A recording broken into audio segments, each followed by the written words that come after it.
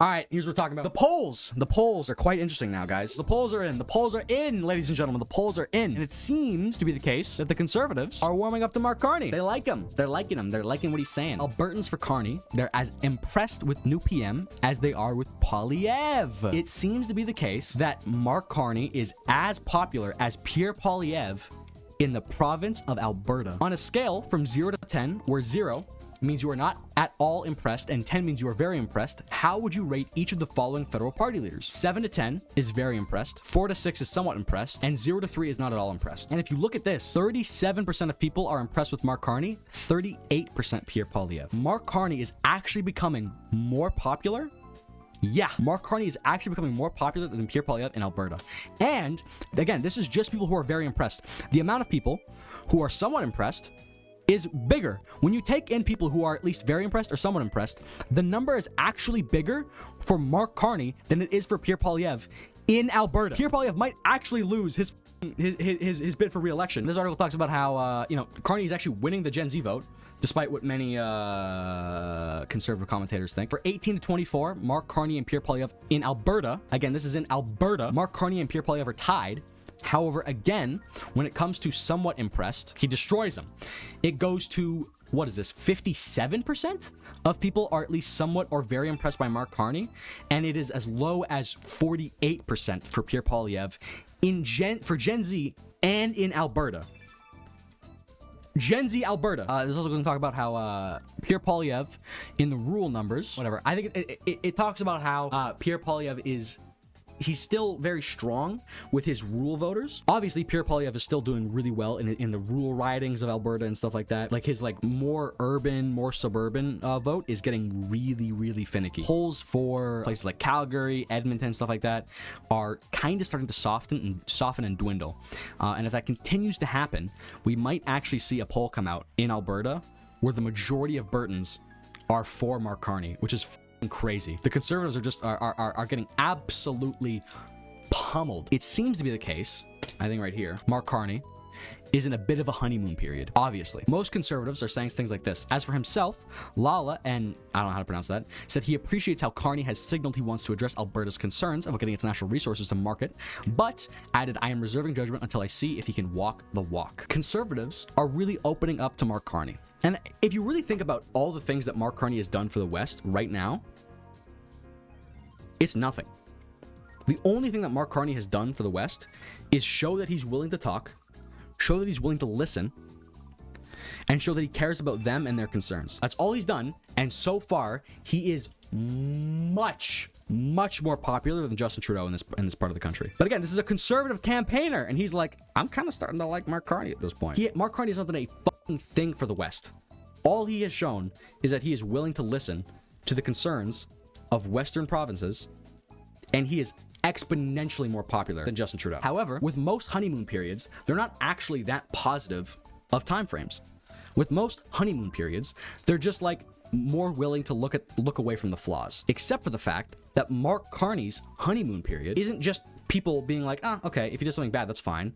People are actually warming up to him. And this goes to federally, this isn't with Alberta, this is federally, Liberal support climbs 1 month on.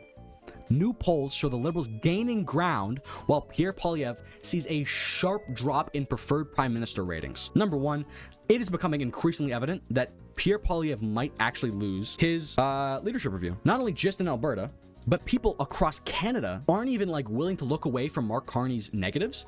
They just really like what they see. Ecos provides the largest Liberal lead since the end of the election, obviously. With the Liberals at 44%, the Conservatives down to 32%, the NDP at 13% and the Bloc at 5%. Nanos found the Liberals at 42% and Conservatives at 36%, with the NDP and Bloc at 11% and 7%.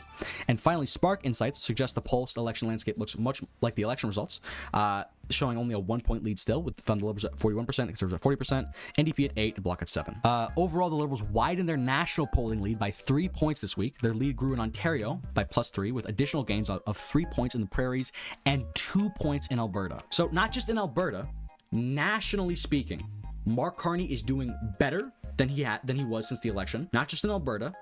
And his honeymoon period is unique because it's not just people willing to look away from his downsides. People are actually really warming up to Mark Carney. And I'll show you the polls now. And like you see here, like, okay, you know, like a Nanos poll equals whatever, you know, that doesn't mean anything to you, right? That doesn't mean anything to you. If we actually go to 338, which you can see right here, has the post-election results right now, which was LPC plus 2.5. After the election happened, a bunch of polling organizations really f***ed with their numbers and changed how they did polls so it matches how it happened, right? Obviously, you would expect that because the polls are supposed to reflect the what an election would look like. They're obviously going to use the most recent data, which would be an election, right? And so right after the election happened, you can see that all the polls switched their methodology so that it fell in line with the election. You have Nanos at plus 3, and then immediately after, a week later, Nanos puts the LPC only up by 1. Up by 1, Innovative has up by 3, and Abacus up by 1. After the election, all the polls went right down to where the numbers were. But if we look at the most recent numbers, you know, this is June 4th. This is the last few days of May. We see that Nanos has a 6-point lead for Mark Carney and the Liberals. Look at this. It went from plus 1 to plus 6 in 2 to 3 weeks. I'll say that one more time. Plus 1 to plus 6 in 2 to 3 weeks. And Abacus went from, I believe Abacus went from plus 1 to plus 3. And Abacus tends to lean more right, and Abacus tends to look at trends in a slower lens. So they're more likely to, you know, if Egos is going to go like this immediately, Abacus is more likely to just go like this and kind of like slow down any like really drastic curves and stuff like that. So the fact that we're already seeing a plus 2 percentage point increase for the Liberals is insane. And if you look right here at the Abacus, NDP support has stayed pretty much the exact same, right? Obviously, 8 is higher than 6.3, but when you take into consideration that they were just running with their numbers afterwards, 8%, 8%, 9%, 8%, 8%, 10%, 8%, 11%, 8%. The NDP support really hasn't moved. It is getting catalyzed. True, it is getting catalyzed. NDP support has not moved at all in the slightest. Most models actually say that if an election were held today, the NDP would actually go down to 5 seats. Down from 7 to 5. And that is with them not the ones calling an election. If the NDP called an election, they would not get 5 seats. Can anyone put out the number of seats the NDP would get if they actually caused and called an election? Business is not booming for the NDP. How many seats would the NDP get if they were the ones who called an election? Guess. 1, 10, 2? You think it would go up? I think if the NDP called an election tomorrow, like they threatened to do, I think they'd actually get 0 seats. I think like the actual, like the Jagmeet Singh, I'll use the emote right now. I think the actual seat count for the NDP if they called an election tomorrow would be 0. They went down from 7. They went to 5. If the NDP called an election, I think they'd get 0 seats. I actually believe this to be the case. The polls are looking incredible for Mark Carney right now. Pierre is on his way out. No one likes him anymore. And for his preferred PM numbers, which is different from just the party polls, his numbers look absolutely horrible. No one wants him as prime minister now. The NDP is floundering. For some reason, you know, they want to balance, they want to play a game, and they want to try and call an election, even though if an election were held today, and they weren't the ones to call an election, they would only get 5 seats, which is 2 less than what they got. And people are warming up more to Mark Carney instead of just like not looking at his negatives. Basically, what I'm trying to say is, Liberals, we up gang, dude. It's nothing but up and up and up and to the right. Look at this. Look. Ever since the election, it's been slow and steady. Look. You see that? You see that line right there? It's just been a little bit up and a little bit up and a little bit up and to the right. And for the Conservatives, it's been a little bit down and a little bit down and a little bit down and a little bit down. The NDP just hasn't had the opportunity to place an opposition yet. It's still early. I don't think they can place an opposition in this parliament. I don't think they can. Liberals, we stay winning. We stay winning. Green Party video next. What party?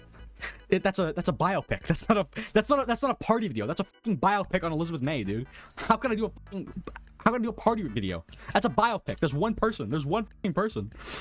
People's Party video when? It's that bro. That's gonna be a YouTube short. It's gonna be a TikTok. That'll be a fucking gift.